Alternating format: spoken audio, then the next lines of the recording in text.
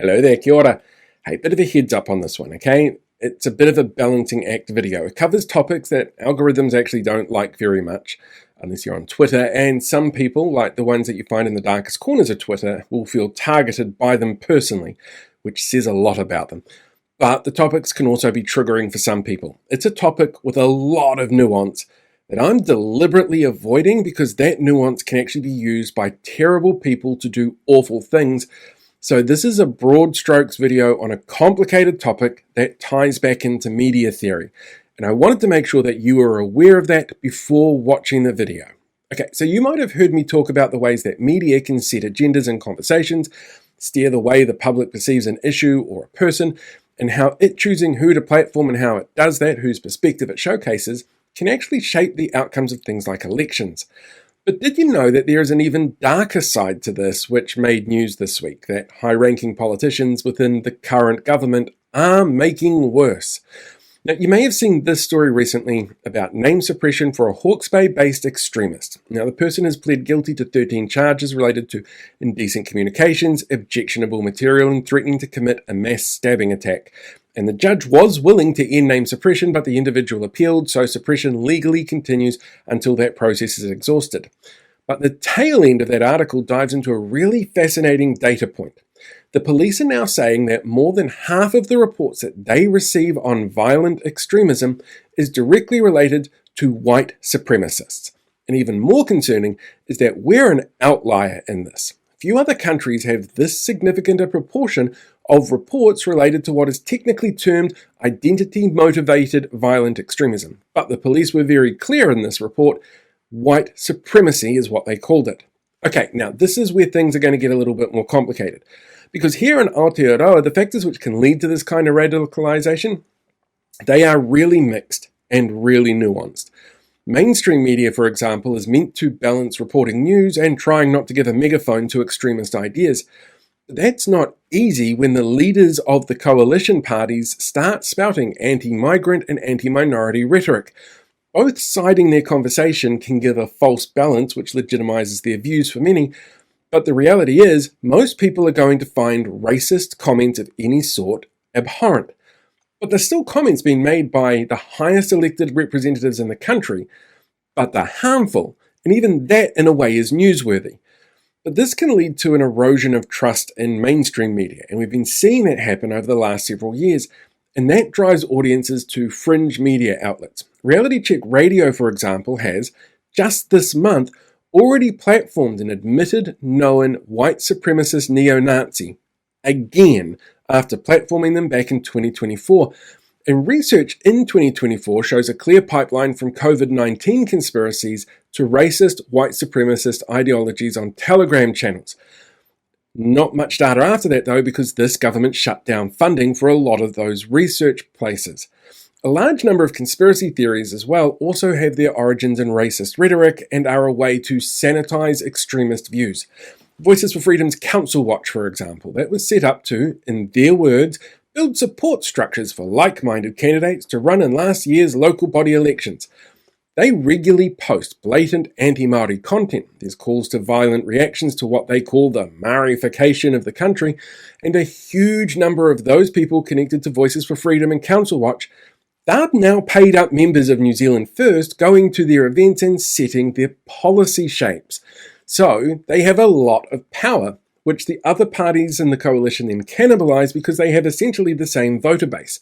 So we end up with concerning headlines like this one, about new immigration powers to raid people's houses. Because yeah, that's worked so well in the past. This hidden method of evolving grievances is what's known as a Trojan horse strategy. Get angry about this and we'll sneak in something else. They rely on shared architecture, dehumanizing terms, normalising violence, and a puppet master narrative. Do you think it's a coincidence that a party that is happy to accept donations from someone who says they want to blow up mosque after mosque is also happy to call detractors deranged and bots, and told candidates its policies would lead to a civil war? That's classic dehumanization and violence normalization with puppet master narratives. And those narratives are reported on by mainstream media because the Deputy Prime Minister was saying them. And that then gets celebrated by white supremacists and racists who hear that as a clear dog whistle that he agrees with their perspective. After all, that political figure also agreed to remove Te Reo Māori names, signs, school books, change elements of the health system that was offering targeted care to tackle disproportionate negative outcomes, and tried to get rid of Māori representation on councils. So of course he thinks the way white supremacists think, according to white supremacists. In fact, NZSIS has identified 4 clear ways that our political leaders feed the extremist environment.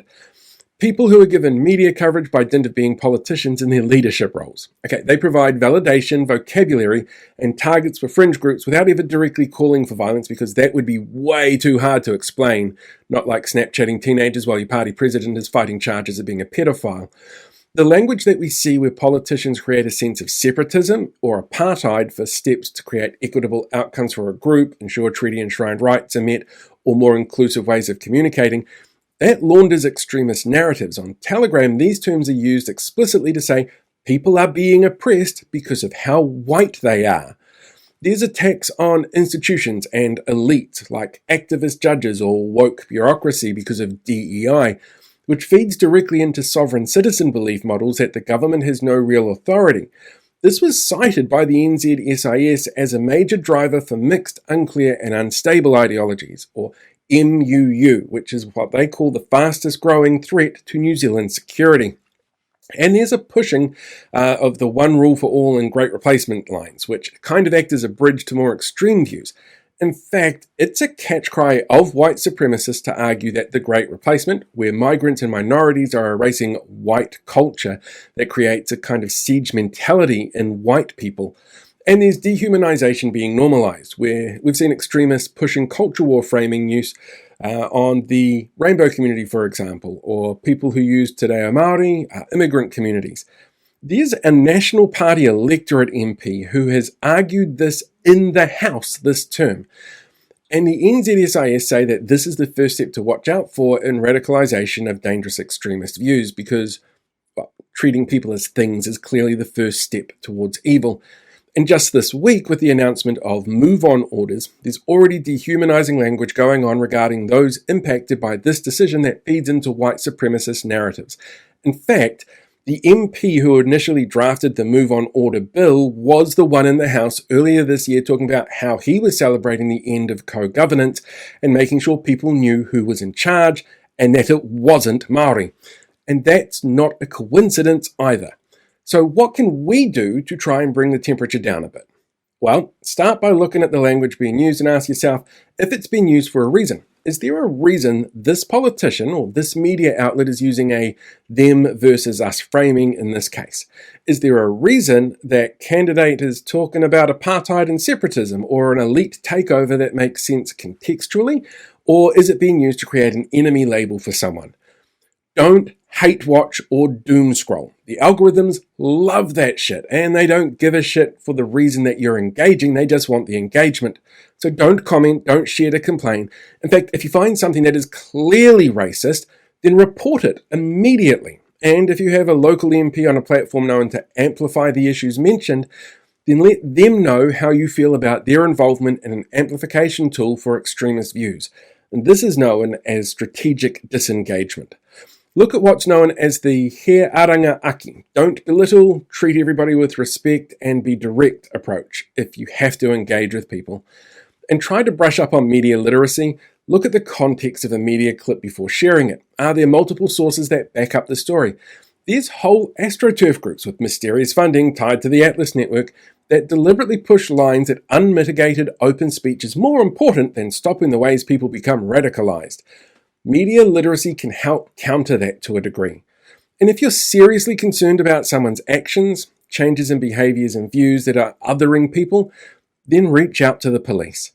We've had 3 years of dog whistles, outright racism and division, and this year we can look at ways to course correct. We've seen in this country what happens when these views are taken to the extreme, but we can't course correct unless we do it together, and we need to do it understanding that people are not things. And anyone who claims otherwise is not going to work in a government that's working for the best interests of all people. Oh, hey there, podcast listeners. Thanks for checking out today's podcast, whether that's on video or audio. I really appreciate it. And I did finally get around to doing a podcast end tag, which I've been meaning to do for a while instead of just taking you onto the Facebook version. So while you're here, why not hit that subscribe button so that you can get updates coming in directly every time there's a new episode uploaded. Just seems like a really simple way to keep up to date with all of the crazy that's going on. So yeah, give that a shot, and I'll talk to you soon.